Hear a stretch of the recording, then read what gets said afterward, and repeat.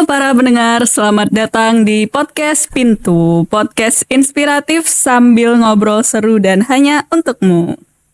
Tema podcast episode kali ini adalah laki-laki dan posyandu, antara jauh atau memang dijauhkan. Di episode kali ini kita akan bicara tentang sesuatu yang jarang kita temui tapi penting, yaitu terkait peran laki-laki dalam kegiatan posyandu. Kita tahu posyandu itu sering dianggap sebagai urusan ibu-ibu, ya kan? Apa yang membuat laki-laki itu nyaris tak tampak ada di sana? Apakah mereka itu memang tidak peduli atau justru sistem budaya yang kita buat itu membuat mereka menjauh? Yuk kita gali bersama. Karena kesehatan keluarga itu kan seharusnya menjadi urusan semua orang ya, tidak memandang gender seperti itu. Nah, di sini saya kedatangan narasumber yang luar biasa. Namanya adalah Mas Wildan Satrio Darmawan. Selamat siang Mas Wildan. Siang Mayus. Beliau ini adalah tenaga fungsional promosi kesehatan di RSUD Dr. Sutomo. Benar begitu ya Mas? Ya, benar sekali. Terima kasih loh sudah diundang di podcast Pintu ya dari Mbak Ayus. Kemarin sangat excited banget ketika menerima tawarannya dan ketika lihat temanya kayak laki-laki dan posyandu jauh atau dijauhkan kayak wow, seru banget gitu. Saya juga terima kasih ya Mas sudah bersedia menjadi narasumber saya. Gimana Mas kegiatan Mas sebagai tenaga promkes di RSUD Dr. Sutomo ini? Sebenarnya banyak juga kegiatannya kan tenaga promkes, karena rumah sakit itu kita ubah dari paradigma yang kuratif dan rehabilitatif lebih ke preventif dan promotif. Jadi kami itu merancang bagaimana sebuah rumah sakit itu bisa membuat orang-orang itu lebih bisa mengoptimalkan kesehatannya, mencegah penyakit juga. Jadi tidak hanya mereka ketika datang ke rumah sakit itu udah beneran sakit, tapi mereka datang ke rumah sakit itu untuk melakukan medical check up kayak gitu sih. Dengar-dengar Mas Wildan ini sebelumnya juga pernah bekerja sebagai promotor kesehatan juga di Puskesmas Jagir, bener ya Mas? Ya bener banget, itu pas tahun 2018 sampai 2019. Waktu itu pas habis lulus, terus kemudian alhamdulillah keterima di sana, di Puskesmas Jagir, ditempatkan di sana juga. Ada beberapa tugas juga sih yang aku lakukan pada saat itu, selain memang pengembangan program promkes, kemudian pembuatan media-media, sama juga sedikit megang posyandu waktu itu di bagian kadernya, kayak refreshing kader, penguatan kapasitas kader, ya gitu sih. Nah, kemudian berdasarkan pengalamannya Mas Wildan ini, ada nggak perbedaan dari yang semula ini kerja sebagai tenaga promkes di Puskesmas Jagir tadi, terus beralih ke tenaga promkes fungsional di RSUD Dr. Sutomo itu apa ya Mas perbedaan jobnya mungkin? Kalau secara tugas utama sebagai promkes kan sebenarnya sama, tupoksinya juga sama, promkes puskesmas maupun juga promkes rumah sakit. Cuman kan kita disesuaikan dengan lokasi ya. Kalau di yang sangat berbeda itu adalah rumah sakit itu tidak punya wilayah.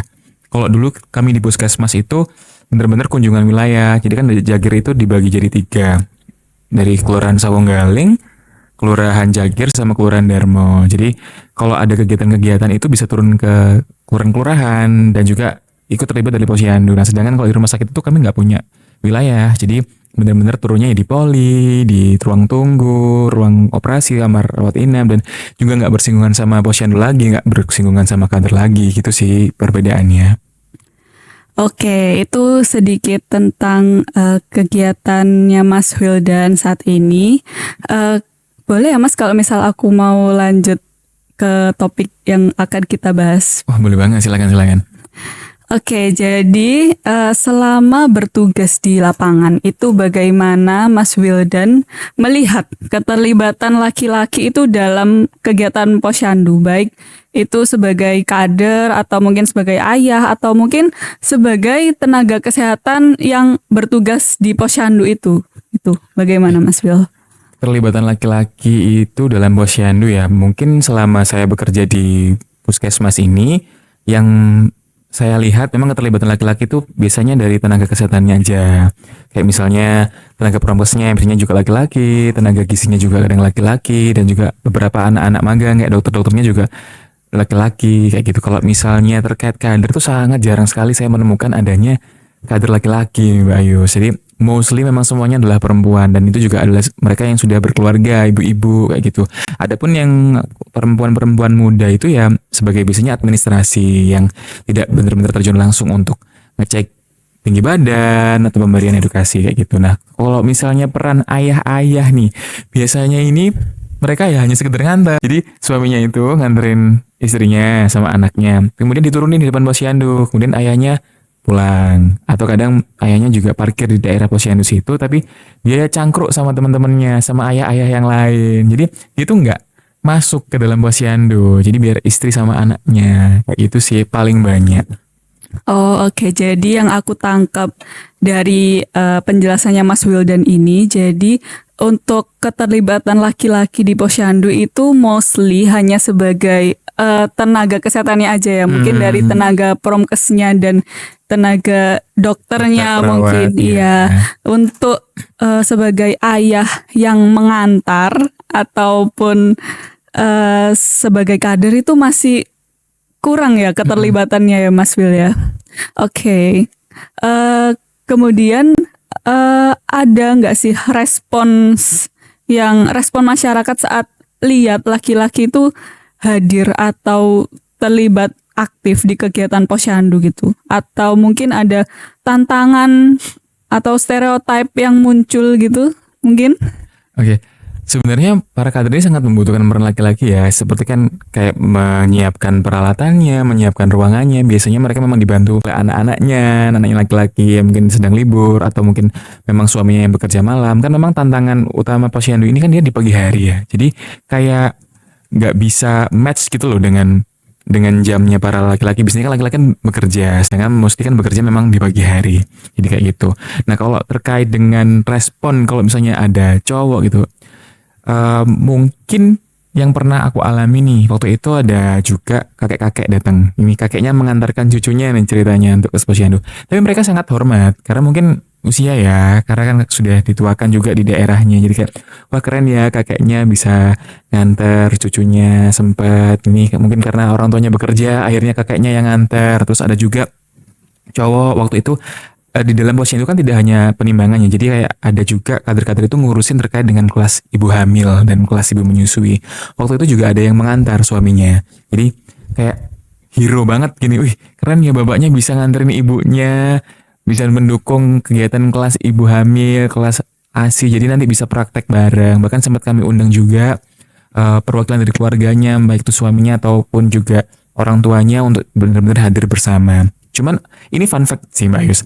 Ini terjadi di suaminya temenku. Karena kan temenku ini perempuan. Dia itu menganut yang pertukaran tupoksi dalam keluarga. Jadi yang Switch peran switch gitu peran. ya. Oke, Jadi oke.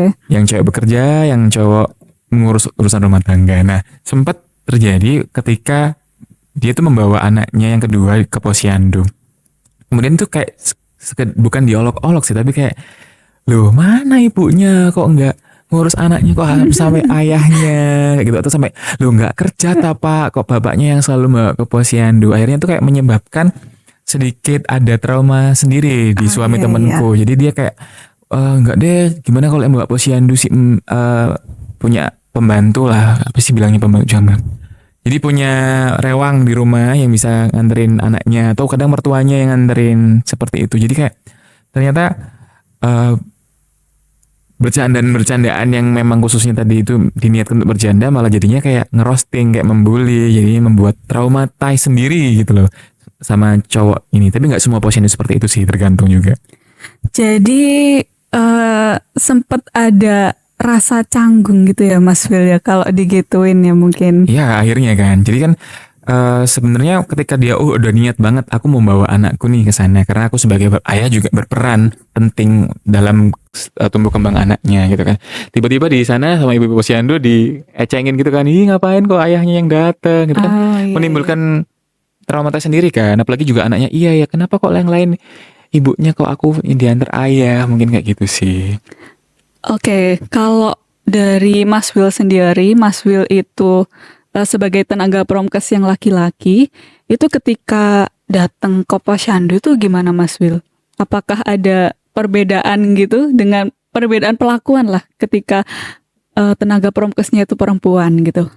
Kalau perbedaan perlakuan enggak sih, karena kan mereka menganggap kami sebagai tenaga kesehatan itu sudah memang tenaga yang dipersiapkan untuk membantu mereka pada saat kegiatan posyandu. Jadi datang benar-benar disambut, memperkenalkan diri, oh ini tenaga promkesnya yang baru, kayak gitu. Jadi mereka udah benar-benar nggak melakukan kayak diacengin atau gimana. Cuman memang lebih beda perlakuannya kayak gini. Misalnya kalau yang laki-laki yang datang itu kayak lebih kayak, lu mas, tanya-tanyain gitu, udah ada pacar belum, udah nikah belum, kayak gitu. Beda sama Iya, yang iya. perempuan. Kalau perempuan langsung, mbak minta tolong ya, ini kayak gini, kayak gini. Jadi ada perlakuan-perlakuan khusus sih. Tapi kalau canggung enggak sih, justru makin mengakrabkan hal seperti itu sama kader sama tenaga kesehatan. Kan yang dibutuhkan antara kader sama tenaga kesehatan bonding kan ya, kayak gitu. Pernah nggak sih Mas Wildan kepikiran gitu nanya ke ibu-ibu kader yang pernah Mas Wildan temuin, nanya Hmm. eh ini nggak ada kader yang cowok gitu? Pernah. Oh, Kan aku pernah. juga pernah tanya ke bidan kelurahannya. Oh Jadi gitu. kalau di desa kan bidan desa, kalau di Surabaya bidan kelurahan. Kok ini kadernya semuanya perempuan sih? Kenapa kok nggak laki-laki? Sebenarnya mereka itu sudah membuka. Sebenarnya kan kader ini kan sukarela ya. Siapa yang mau jadi kader silahkan. Sebenarnya mereka sudah, siapa sih yang sukarela? All gender sebenarnya sudah. Cuman memang yang sering mendaftar itu adalah ibu-ibu. Kayak gitu. Dan mereka sebenarnya juga membutuhkan karena ada beberapa tenaga-tenaga lelaki yang dibutuhkan, kayak angkat tadi mempersiapkan Iya, betul, beberapa betul. yang angkat dacin tuh berat loh. Iya, Tapi iya, bisa iya. bisa diangkat sendiri sama ibu, keren kan ya. Iya, Kayak keren banget. gitu. Jadi sebenarnya pernah ketika aku sudah resign terus pindah ke rumah sakit itu sudah bercerita dari bidan kelurahan di Jagir bahwa sudah ada satu kader lelaki yang mendaftar. Oh, Sudah ada dan tetapi memang balik lagi bapaknya ini kan juga bekerja. Oh gitu. Jadi memang tidak setiap waktu posyandu dia bisa datang. Mungkin hanya sekedar mempersiapkan, kemudian membantu kegiatan manajemennya, SPJ kayak gitu. Dan juga karena beliaunya juga aktif kan, akhirnya diangkat sebagai ketua RW. Akhirnya berkurang lagi, nggak ada lagi Oh kadernya. iya, iya. Kayak gitu. Itu sih, Mbak Ayus. Juga kan kita juga balik lagi ke sejarahnya posyandu ya di tahun 80-an itu kan memang program posyandu paling utama itu adalah kesehatan ibu dan anak, di mana yang bisa menyentuh ibu-ibu dan anak-anak itu ya yang segender sama perempuan pada saat itu. Jadi ya memang sudah mendarah daging bagi kita budayanya bahwa kader itu memang perempuan, karena selain juga dari pertama sudah dibentuk posyandu bahwa itu untuk pelayanan ibu dan juga untuk pendekatannya biar lebih berbasis gender dan juga budaya yang mengarahkan bahwa memang kader itu adalah perempuan. Nah, sekarang ini ya Mas Wildan, seperti yang kita tahu, kalau posyandu itu sekarang sudah berubah menjadi namanya posyandu ILP atau integrasi layanan primer. Jadi sudah bukan tentang ibu atau anaknya, tetapi melayani semuanya, mulai dari remaja, lansia, semuanya. Jadi menurut Mas Wildan itu gimana? Kan Mas Wildan tadi sempat menjelaskan, ya memang sejarah posyandu itu kan memang awalnya untuk kesehatan ibu dan anak. Oleh karena itu, mungkin karena kebiasaan itu tadi, jadi ya kebanyakan yang datang ke posyandu itu hanya ya ibu dan anak begitu. Nah, dengan bergantinya posyandu ke posyandu ILP ini, menurut Mas Wildan itu sebagai kacamata seorang promkes itu apakah perlu peran laki-laki di kegiatan itu gitu?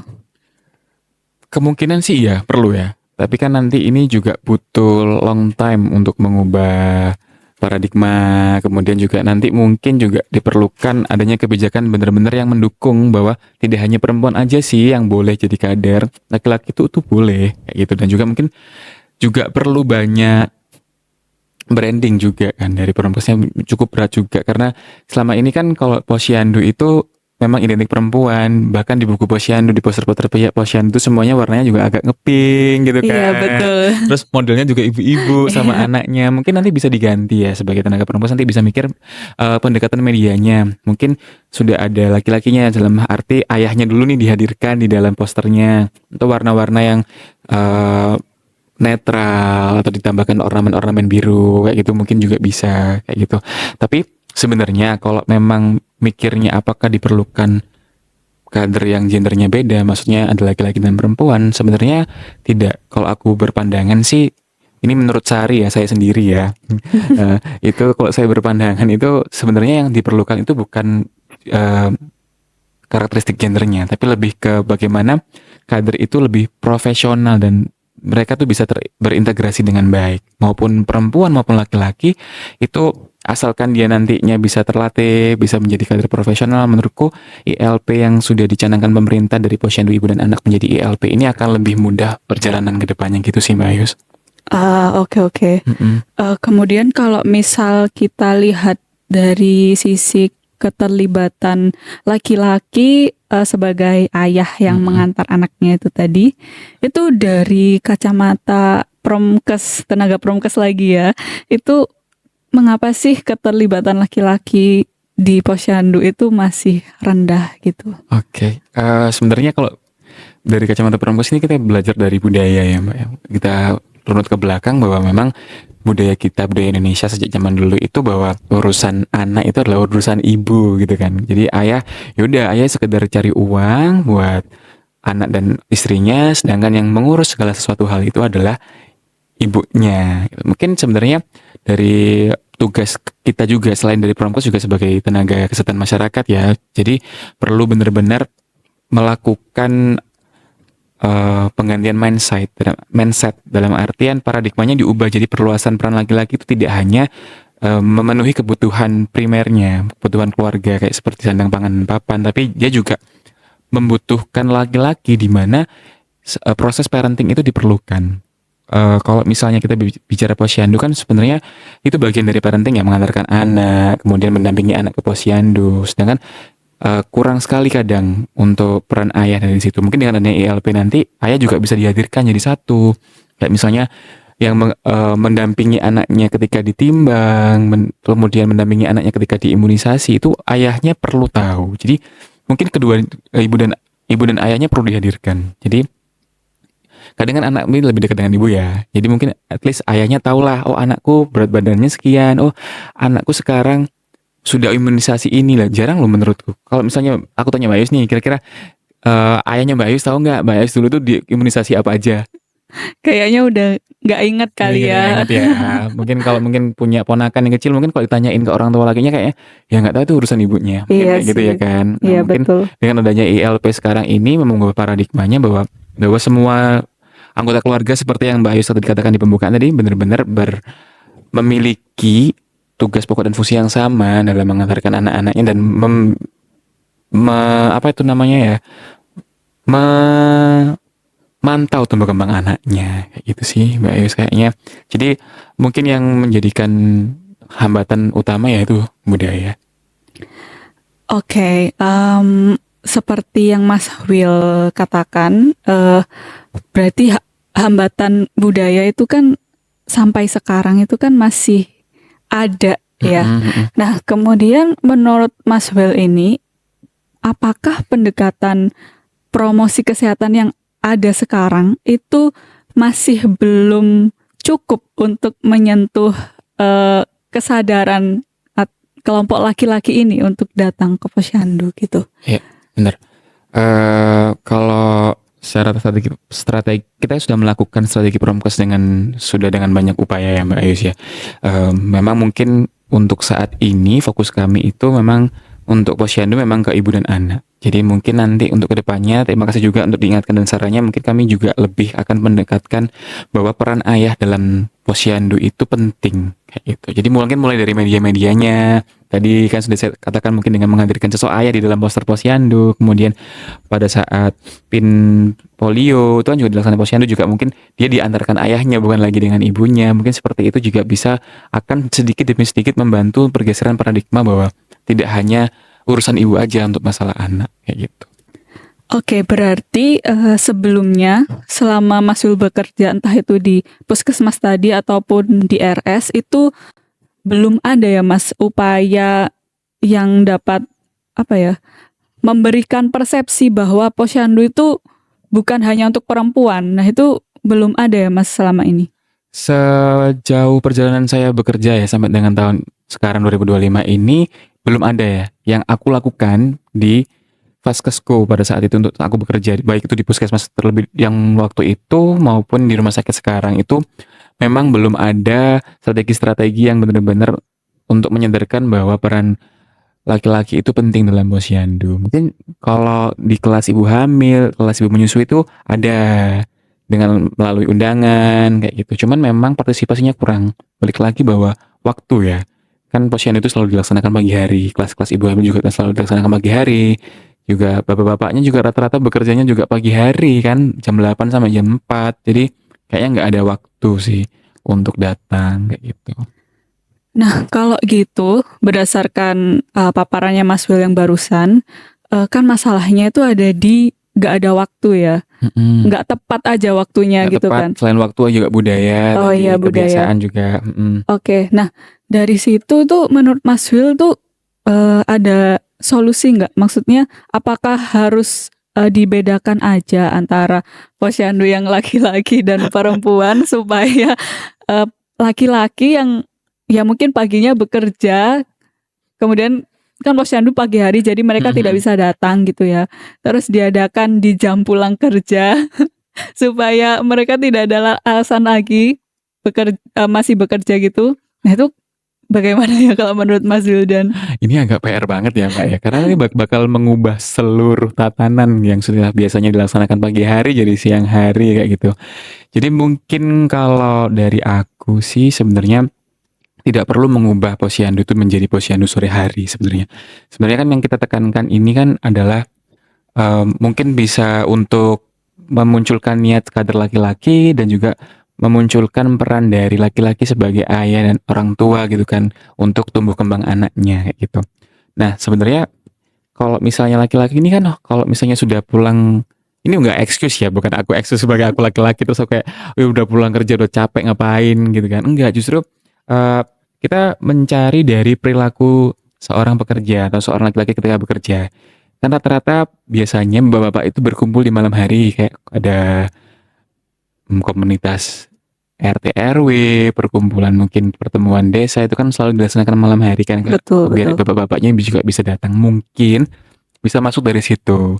Kayak misalnya tenaga puskesmasnya bisa benar-benar membuat program misalnya ayah siaga atau mungkin dari ayah siaga itu bisa dilaksanakan penyuluhan-penyuluhan terkait dengan kesehatan ibu dan anak, tumbuh kembang anak, kemudian menyadarkan seberapa penting sih ayah itu hadir dalam tumbuh kembang anak, kemudian ternyata it's okay loh jadi kader laki-laki itu bukan sebuah hambatan untuk terkait dengan waktu atau budaya. Dan sekarang itu kita sudah melaksanakan banyak transformasi layanan, transformasi budaya juga, jadi it's okay kalau semisal kamu bisa jadi kader, karena kan balik lagi kader itu sebenarnya bukan yang digaji tiap waktu gitu kan. Kan itu kan pekerjaan sosial ya kan. Betul. Memang beberapa daerah itu sudah menyediakan gaji khusus kayak di Surabaya, kader Surabaya Hebat itu sudah memiliki insentif bagi mereka. Mungkin juga itu sebagai cara untuk apa ya, ya bahasanya mengiming-imingi lah. Ini loh ada gajinya, bisa loh kalian jadi kader laki-laki kayak gitu.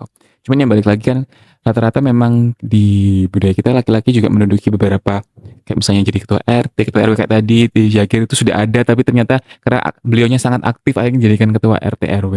Itu kan mungkin juga perlu dilakukan nextnya adalah pengkaderan juga sih Mbak.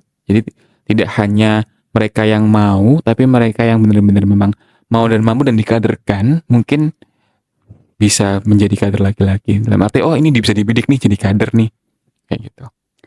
Nah, ini kan barusan Mas Wildan itu kan udah nyinggung soal program ya.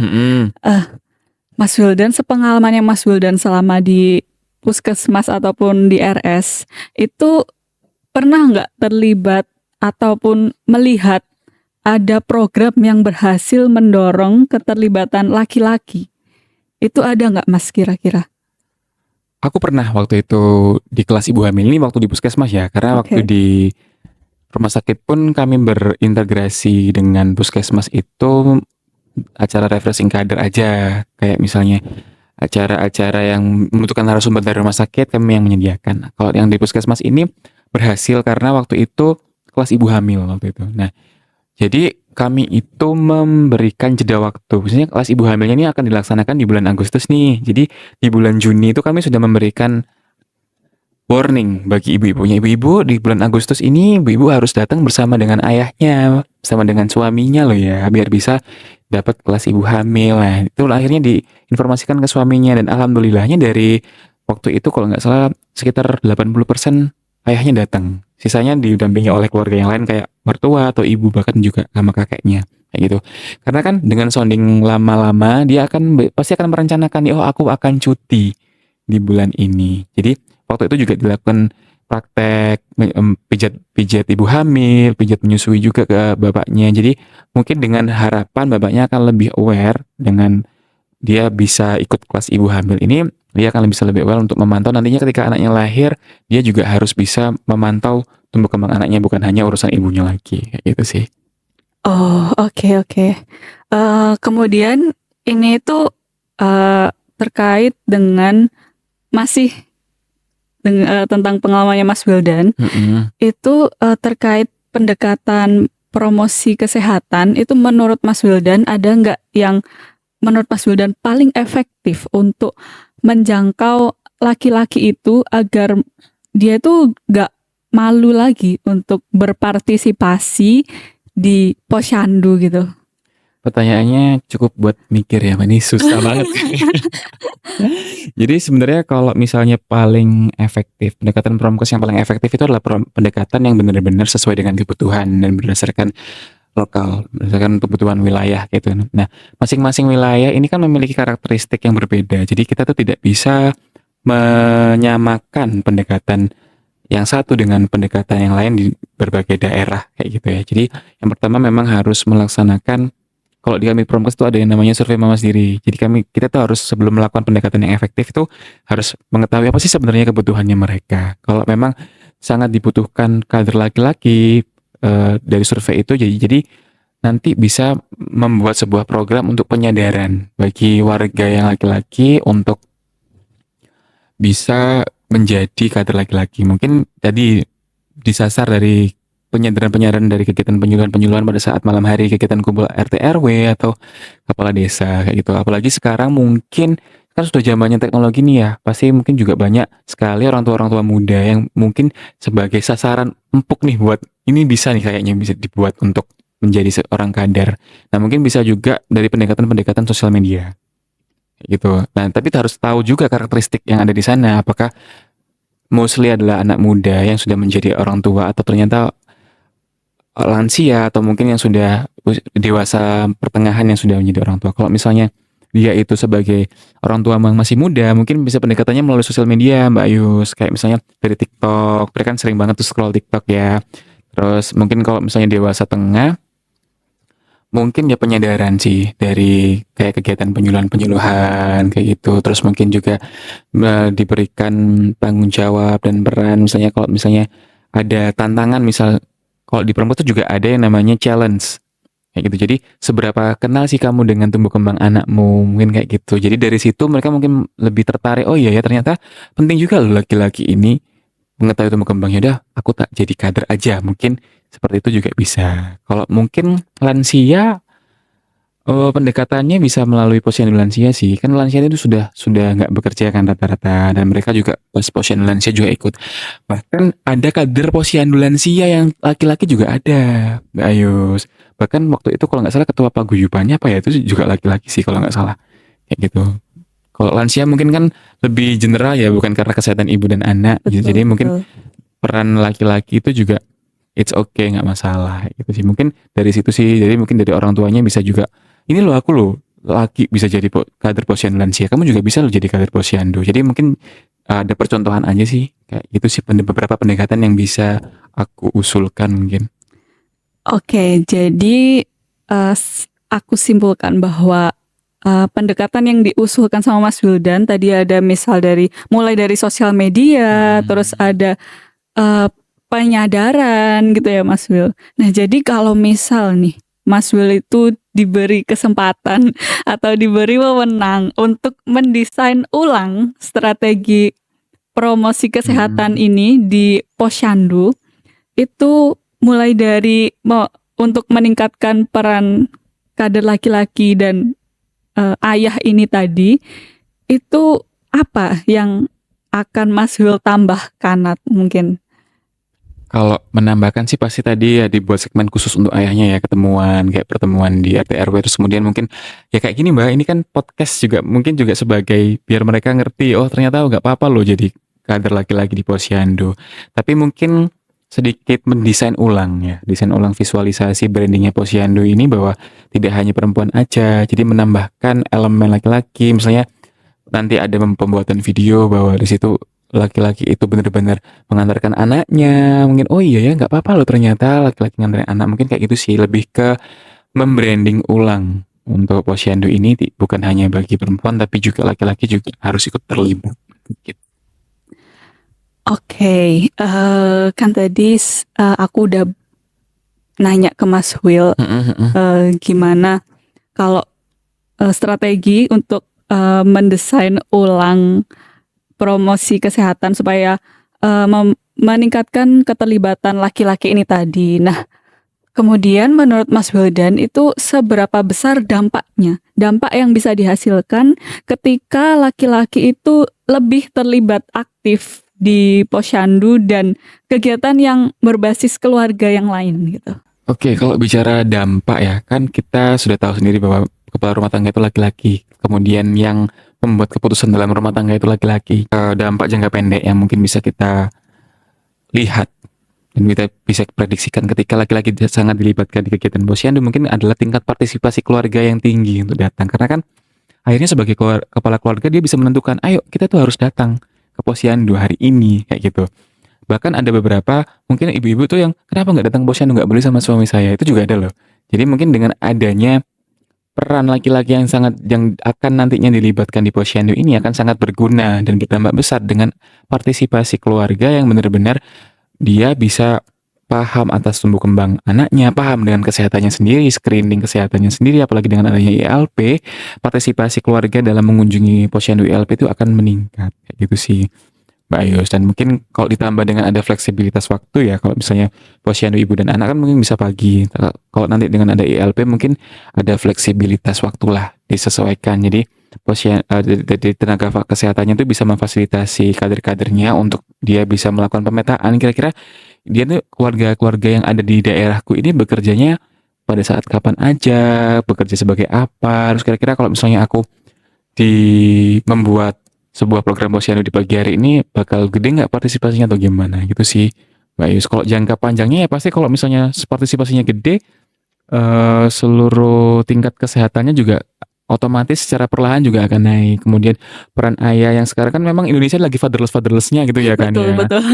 Jadi para anak-anak yang sekarang Gen Alpha ini mereka akan benar-benar penuh merasakan kasih sayang ayahnya, merasakan figur ayahnya lewat hal yang sekecil Posyandu itu aja bisa mengubah dan bisa memberikan dampak jangka panjang bagi mental dan juga kesehatan anak sendiri. Itu sih Mbak Yus.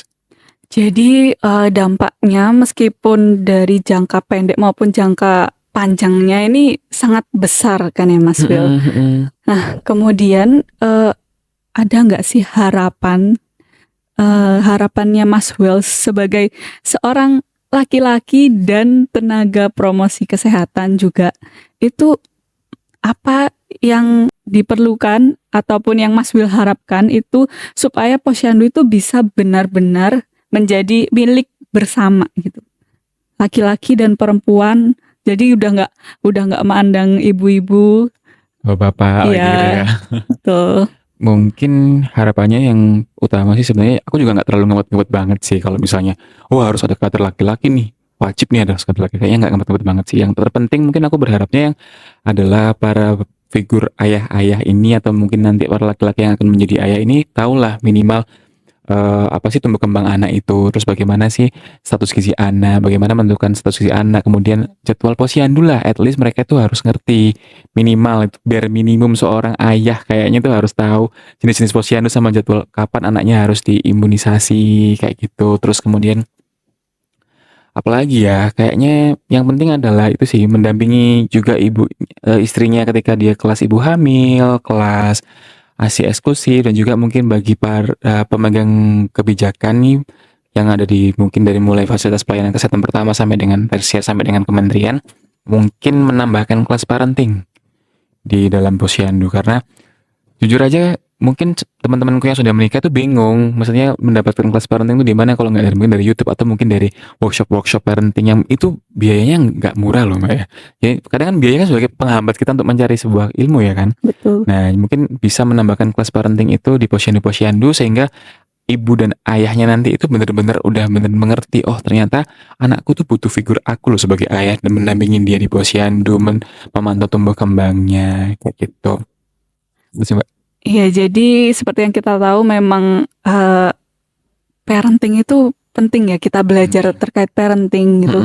Dan selama ini aku belum pernah ya Mas nge-search kalau kelas parenting itu ternyata bayar. Itu aku baru tahu. Soalnya selama ini aku hanya ngikutin dari sosial media aja. Jadi kayak orang-orang sharing bagaimana kalau misal anaknya tantrum gimana, kalau misal anaknya nanti GTM itu kayak gimana. Aku cuman lihat dari sosial media aja. Jadi aku baru tahu kalau ada kayak beneran kelas gitu yang mana itu bayar.